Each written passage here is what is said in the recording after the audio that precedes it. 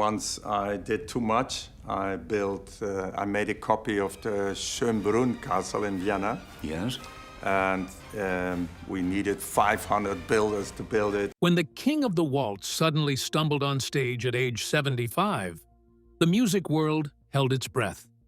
How does a performer who once filled stadiums with joy confront a crisis that threatens not just his career, but his very balance? Behind Andre Rieu's dazzling success lies a story of deep personal battles, relentless illness, and an unyielding spirit that refused to surrender. From a childhood marked by harsh discipline to a viral illness that nearly ended his musical journey, his life reads like a dramatic symphony itself. The crisis on stage. At the age of 75, Andre Rieu, the famed king of the waltz, faced a moment that shook the music world to its core. During a high-profile series of concerts in Mexico City in early 2024, the maestro experienced a sudden and alarming physical collapse mid-performance. What was supposed to be a triumphant return to the stage turned into a nightmare, as fever, confusion, and breathlessness overwhelmed him. 4 concerts had to be ended prematurely, angering over 40,000 ticket holders and forcing the entire orchestra to cancel the remainder of the tour. This unexpected breakdown sent ripples of concern through his dedicated fan base and the classical music community alike. Despite decades of filling stadiums worldwide, Rieu suddenly found himself vulnerable and unsteady, struggling to maintain the dignity that had always defined his presence. Backstage, whispered rumors circulated about the severity of his condition. Reports spoke of jet lag, altitude sickness, and a stubborn flu colliding in a perfect storm. The physical toll was clear, but what made this moment even more jarring was the suddenness and public nature of the collapse. For a man who built his career on flawless performances and tireless touring, this marked a painful fracture in his carefully crafted image. This crisis was not an isolated incident, but the culmination of years of mounting health challenges that had quietly shadowed his career. Though few fully understood it, Andre had been battling a persistent vulnerability since 2010, when a viral infection targeted his inner ear, undermining his equilibrium and threatening his very ability to perform. That early scare forced him to cancel tours and retreat from the relentless pace that had defined his life. While the world believed he made a full recovery, the truth was far more complex. The damage left him physically altered and fragile. For years following his initial illness, Andre pushed himself to resume the frenetic lifestyle of a touring virtuoso, an ambition that hid the truth of an unsettled balance and intermittent dizziness. The pressure to maintain his reputation as the unstoppable maestro clashed with the physical realities of his body's limitations. It wasn't until the public collapse in Mexico City that the gravity of the situation became impossible to ignore. Suddenly, the man who once seemed invincible was forced to confront a new reality, where his health dictated his music. The aftermath, behind the scenes, was very chaotic and painful. The orchestra, mid-tour, disbanded, and as a result, concerts were cancelled, flights reversed, and refunds were issued. All this came as a disruption to Andre's fan base, but also to the orchestra and team who had been his supporters for decades. This disconnection revealed weaknesses that were previously unseen due to the stage's glowing spotlight. At the same time, it prepared a crucial change in the management of Andre's career and health going forward. There was a question: how could a performer at the peak of his career come to such a breaking point? The answer was buried deep in the years of personal trials, health issues, and the pressure of touring without a break. It suggested that the past injuries had not fully healed, and that the health problems had been worsened by a strict performance schedule. The collapse in Mexico City, in many ways, was an inevitable climax to a long, concealed war. This moment was a turning point, a forced slowing down that no artist desires, but one that becomes unavoidable with passing time and the right circumstances. It uncovered the human frailty that was behind the bigger-than-life picture, teaching the world that no amount of fame could protect a person from getting sick or tired. However, this crisis also contained the emergence of a new chapter that was going to need recreation, endurance, and reliance on the closest ones. The rest of Andre Rieu's story cannot be told without understanding the foundations laid in his youth, where the seeds of both his passion and resilience first took root, shaping the man who would later become a global icon. Childhood and early influences. Andre Rieu's early life was marked by strict discipline and emotional distance, creating a childhood that was far from nurturing. Born on October 1st, 1949, he was the third of 6 children in a household where authoritarian rules reigned, largely set by his father, a renowned and feared conductor. At home, love was described by Andre not as warmth, but as a cold, abstract concept, rarely demonstrated through affection or encouragement. His mother's obsession with academic achievement and skill left little room for imagination or creative freedom, turning his artistic impulses into perceived weaknesses. It was within this austere environment that young Andre began his journey into music. At 5 years old, a turning point came when an 18-year-old violin mentor entered his life, offering a gentle alternative to the rigidness he knew. Unlike his parents, she coaxed him to feel through music rather than simply perform it, planting the seeds of emotional connection with his instrument. In her guidance, he found freedom, a tremor that was neither love nor romance, but the spark of life itself. This experience ignited a passion that propelled him forward even as his home life offered no comfort. As he grew into his teenage years, Andre's burgeoning love for waltzes clashed sharply with his father's stern expectations. His father's harsh rejection of this style of music was more than a disagreement over taste. It felt like a direct attempt to extinguish his creative spirit. The repeated admonishment that he wasn't raised to play waltzes echoed through his youth, leaving deep emotional scars. This conflict between personal passion and parental authority would later fuel his determination to carve out his own artistic path. Amidst this tension, a pivotal relationship changed the course of his life. In 1968, Andre's decision to be with Marjorie, rather than conform to his parents' rigid expectations, resulted in fierce rejection from his mother, who demanded Marjorie leave immediately. Feeling the weight of this familial repudiation, Andre chose to leave his childhood home that very night, severing ties with a household that had offered no sanctuary. From then on, his family home became an untouched shell, a symbol of absence rather than belonging. Despite filling arenas with adoring fans, the silence from his family remained a haunting void. His parents never attended his performances, a fact that underscored the emotional distance that had defined his early years. This absence left wounds that no amount of applause could heal, prompting Andre to spend years in therapy grappling with the hollowness of his upbringing. It was his music, above all, that ultimately allowed him to feel seen and understood. The violin turned into more than a musical instrument. It was a cord linking him to the world outside his shattered family life. He was allowed to breathe in freedom and expression through playing. This strong relationship with music was his source of strength during tough moments and helped him to see what music could become, an experience shared by all humans for the purpose of joy and connection.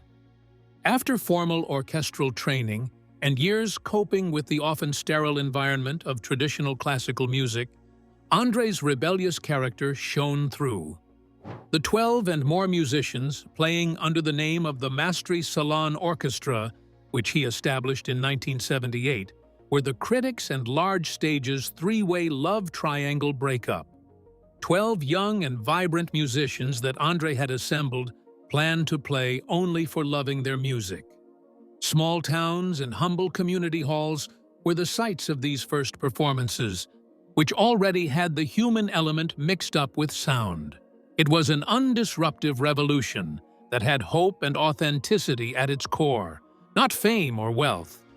This blend of personal strength, creative rebellion, and partnership set the stage for something truly new, one that would redefine classical music and inspire audiences worldwide to reclaim joy through sound. Breaking tradition. In 1987, Andre Rieu took a bold step by formally founding the Johann Strauss Orchestra, marking the beginning of a radical mission to restore the heartbeat to classical music. Unlike conventional orchestras cloaked in solemn black tailcoats, Rieu's ensemble wore vibrant colors and embraced a joyful atmosphere. This departure from tradition was both a statement and an invitation to celebrate music with light, movement, and dance, rather than austere formality. The inaugural New Year's Day premiere in 1988 exploded with energy, lights, and laughter, defiantly challenging critics who dismissed the approach. Despite ridicule from traditionalists who labeled the act as musical pornography, audiences flocked to the concerts in growing numbers. Rieu wasn't merely selling shows, he was giving people hope, a space where families could dance and grandparents could cry, all united by the healing power of music. His promise to avoid the solemn hush that drives people away resonated deeply, breaking classical music free from its reputation as remote and inaccessible. This new model fostered emotional connection and revived the genre for a fresh generation. By 1995, the orchestra had reached a defining moment on one of Europe's grandest stages, the UEFA Champions League final in Vienna. As the orchestra played Tchaikovsky's Waltz, the entire stadium softened. Football fans paused and applauded, with the music easing the tension of competitive sport into an unforgettable moment of grace. The timing of Ajax's goal alongside the soaring music created a legend that elevated both the orchestra and Rieu to new heights of popularity and acclaim. The success was unprecedented. The Johann Strauss Orchestra spent 19 weeks at #1 in the Netherlands, selling millions of records worldwide. The momentum spread to Australia, where over 38,000 fans filled stadium seats for a live performance that felt like a fairy tale. Remarkably, 8 of the top 10 DVDs in the country belonged to Rieu, placing him alongside global pop icons and solidifying his status as a musical phenomenon. This era of triumph did not come without detractors. Among the harshest critics were purists who rejected Rieu's festive approach as a mockery of classical art. Yet, the palpable joy and sincerity delivered to audiences worldwide won hearts. His concerts became places where emotion was not restrained, but celebrated, bringing music to people in a way that transcended traditional boundaries. The divide between critics and fans underscored a larger cultural shift in how classical music was experienced. Rieu's ability to bridge worlds, combining the elegance of waltz with the energy of popular spectacle, reshaped the perception of what a classical concert could be. His mission was not only artistic, but deeply human, to rejuvenate music's heartbeat and offer hope to those who might have felt alienated by rigid traditions. This bold reimagining captured imaginations and transformed venues worldwide into places of celebration rather than distant reverence. The orchestra's rise was fueled by more than performance. It was backed by a network of management and support. Marjorie, ever present and exacting, managed bookings, ghostwriting, and finances, making the vision a practical reality. Her steady hand ensured that each step forward was sustainable, allowing the magic on stage to continue growing without faltering. This partnership was integral to forging the new path in classical entertainment. The challenges ahead would test not only his musical genius, but his physical and emotional limits, revealing the man behind the grand spectacle. Global triumphs. By the mid-1990s, Andre Rieu and the Johann Strauss Orchestra had begun to define a new era of classical music, combining traditional elegance with unprecedented popular appeal. Their moment of breakthrough came in 1995 at the UEFA Champions League final in Vienna, where Rieu's orchestra took to the pitch performing Tchaikovsky's Waltz. The stadium fell into an unexpected hush as football fans paused, swayed, and clapped along to the gentle strains of the music. The tension of the game melted away, replaced by a shared moment of grace and unity, imbuing the event with a timeless quality. This striking fusion of sport and music became legendary, just as the orchestra's popularity exploded.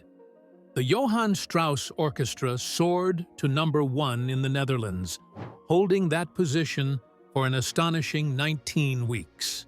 This was a feat virtually unheard of for classical music artists and signaled a seismic shift in listener tastes.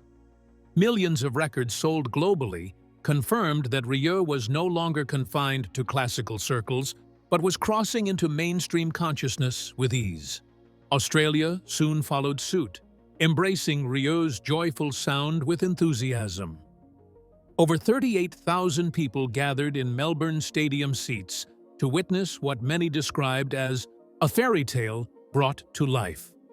His appeal was visible in the dominance of his DVD-S, which held 8 of the top 10 spots on the country's charts. This remarkable reach placed him shoulder to shoulder with world-renowned pop icons such as Pink and a C/DC, further affirming his widespread influence. Yet not everyone embraced this new classical renaissance. Traditionalists in the music world recoiled at Rieu's style, dismissing it as musical pornography and mocking the joyful lights, colorful gowns, and festive atmosphere that defined his concerts. To these critics, joy had no place in serious art. Despite their disdain, audiences loyal to Rieu found a profound emotional connection in the experience. Families danced together, grandparents wiped tears, and emotion found a rare and welcoming stage. Rieu's decided nonconformity with the prevailing solemn hush at classical concerts was the mainstay of his artistic endeavor. He was aiming not only to please the audience, but also to heal and to make music to the people again, a dynamic, vivacious art that could be experienced by everybody. The change in the way of thinking about orchestral music happened to the whole audience because Rieu was ready to bring the public into the concert hall and not just keep them at a distance. For numerous people, his concerts were occasions of release and mourning. The victory of the symphony was not only a matter of its manifested powers. It was the application of the orchestra's excellent business acumen and careful planning. The main force being Marjorie, who built a solid ground with her invisible labor on reservations, contracts, and strategy. Her consistent presence ensured that the ensemble would last even when the spotlight was most intense on Rieu. They came to redefine classical music, experiencing and accepting it in a new, conflicting way. The very passion that propelled Andre forward would soon collide with the fragile limits of his health. Health battles emerge. In 2010, at the height of his fame and relentless touring schedules, Andre Rieu was blindsided by a viral infection that attacked his vestibular nerve, the delicate part of the inner ear responsible for balance.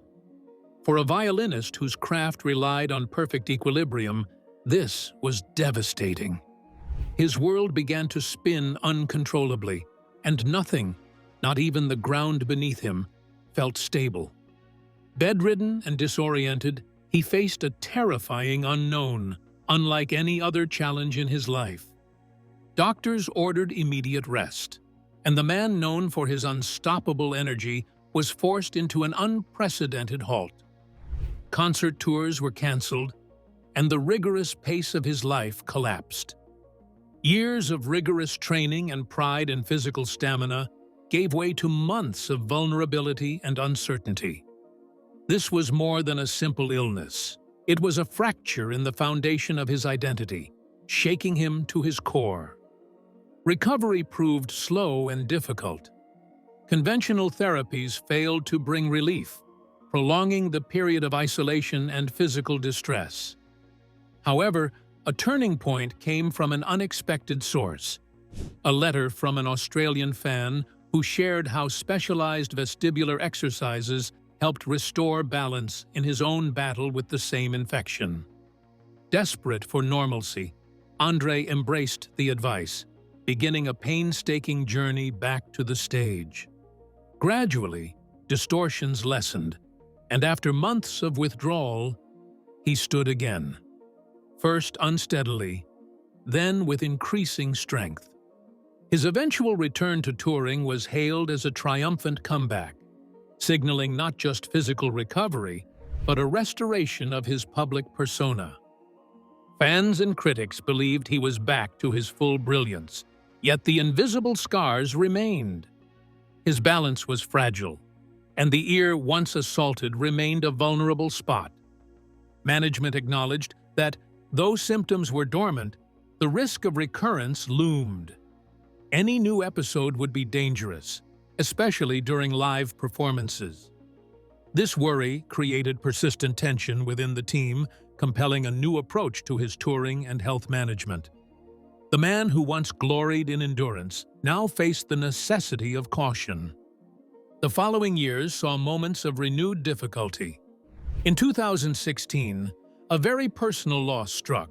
Rieu, a trombonist and longtime friend, passed away suddenly in his sleep during a European tour. Andre confronted grief that shook his close-knit orchestra family, forcing him to cancel multiple concerts in an emotional response. The deep bond within the orchestra mirrored a family's heartbreak, and the weight of loss influenced Andre's emotional and professional life profoundly. Despite setbacks, Rieu maintained determination to perform.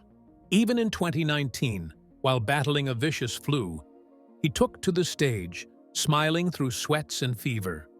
Observant fans noticed the strain beneath the surface. His resilience was tempered by physical struggle.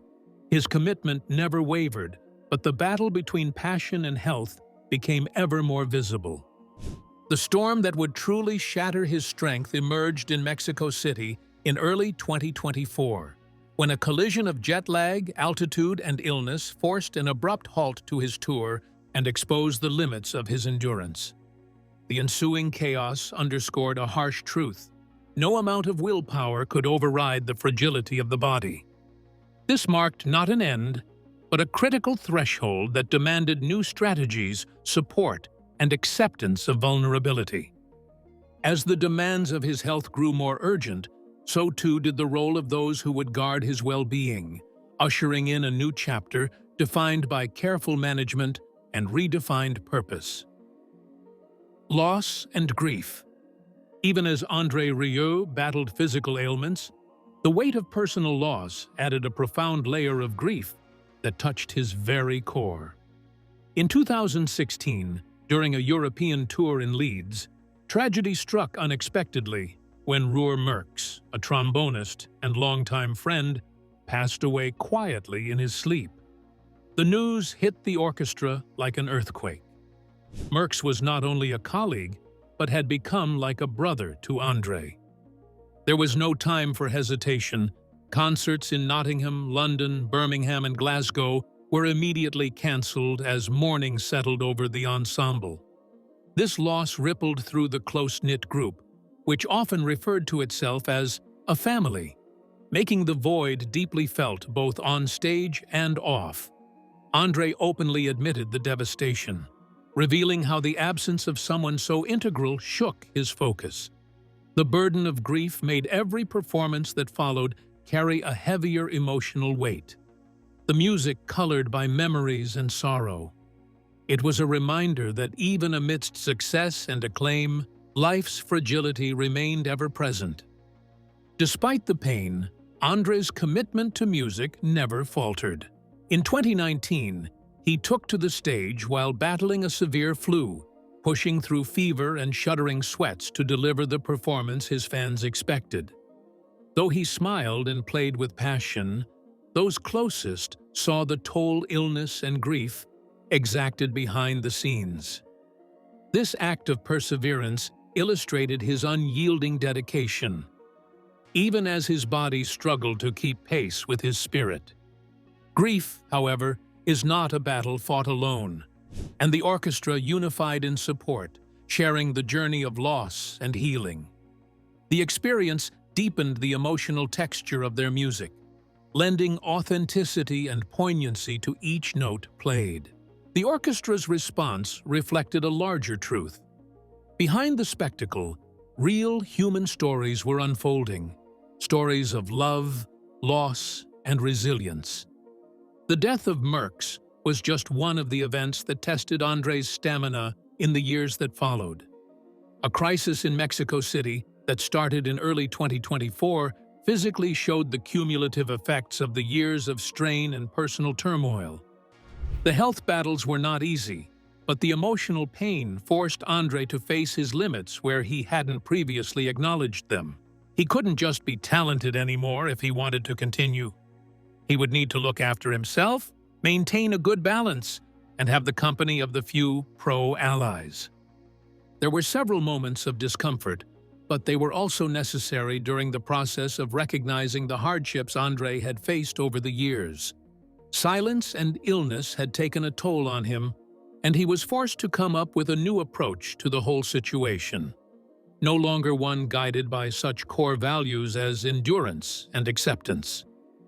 This evolving relationship between personal grief and professional resilience set the stage for a transformation, one that would depend heavily on the trust and guidance of family moving forward. The father-son partnership. As Andre Rieu faced mounting health challenges and personal hardships, his son Pierre emerged as a pivotal figure in shaping the future of the maestro's career and well-being. Initially involved in logistics and tour management, Pierre's role evolved into that of protector and guardian, a curator of tempo who balanced ambition with prudence. He became the crucial filter for every flight, venue, and performance, asking the fundamental question, can my father do this without breaking? This responsibility reshaped not only the schedule, but the very nature of the music enterprise. Pierre's influence extended beyond practical scheduling. He enforced medical protocols and ensured that every detail, from oxygen availability backstage to mandated rest intervals, was meticulously planned. The health of the man who had once seemed invincible was now the highest priority, guiding decisions that at times overruled Andre's own instincts. Their relationship transformed from son and father to a partnership grounded in care, honesty, and mutual respect. While Andre sometimes pushed to maintain his historic pace, he acknowledged that Pierre's caution had been the key to his continued ability to perform. The younger Rieu took on the heavy emotional burden of balancing his father's desires with reality, often bearing the weight of difficult choices alone. This protective stewardship preserved the music, but, more importantly, preserved Andre himself. Fans began to notice subtle, intentional changes in Andre's performance style that mirrored his shifting approach to career and health. There were more moments of storytelling and audience interaction, interspersed with breaks that slowed the relentless tempo. This was not just a strategy to conserve energy, it was an invitation for audiences to join him in a more intimate, shared experience. The concerts became journeys through emotion and memory, resonating with authenticity. Pierre's presence backstage became a comforting constant, visible for the first time in decades during live shows. He was no longer merely behind the scenes, but a vital part of the orchestra's ecosystem. His steady watchfulness offered reassurance, knowing someone was ready to intervene if the physical strain became too severe. This dynamic redefined what it meant to tour, not merely as a showcase of brilliance, but as a carefully protected art form. In addition, Pierre's growing role included renegotiating business arrangements, pushing for longer rehearsals, and insisting on enhanced medical support at every venue, no matter the location. His prudent management slowed the pace without stifling creativity, creating a sustainable future for the Johann Strauss Orchestra. His hand ensured that every note was earned, not at the cost of his father's health, but through wise stewardship. This father-son partnership reshaped expectations around aging and performance in the demanding world of live music. It highlighted the importance of not just individual talent, but of a community that protects and nurtures its stars. Reinvention and legacy. As the years passed, Andre Rieu faced a new reality shaped by physical limits and evolving priorities. His relentless touring schedule, once the oxygen of his life, was no longer sustainable. With his son, Pierre, now the gatekeeper of pace and health, performances shifted from endurance tests to carefully crafted experiences. This adjustment required Andre to rethink his artistic approach while maintaining the passion that had defined him for decades. The audience embraced these subtle shifts, unaware they were witnessing not retreat, but strategic preservation. Away from the stage's glittering lights, Andre found renewed solace in private rehearsals closer to home. Instead of long sessions with the full orchestra, he practiced in the quiet spaces of his 15th-century home and its stone-lined streets. This slower rhythm helped him maintain his energy reserves for performance days, marking a profound change in how he prepared. Friends and colleagues noticed his voice softened, the late-night calls faded, and he developed a newfound capacity to say no. The importance of Pierre's role continued. Like a metronome indicating the tempo, he implemented the rules more or less strictly: hydration, no encores, and breaks. The combination of discipline and love made the fans hold on to the magic and Andre's protection. Pierre was no longer just a manager, he was the firm protector of a legacy that was changing, where he was mixing dedication to music with his father's well-being. Andre Rieu's story is one of brilliance tempered by human fragility, where triumph and hardship intertwine. From childhood struggles to global fame and now cautious reinvention, his journey reminds us that even legends face limits. If you found this deep dive enlightening, please like and subscribe for more stories behind the music.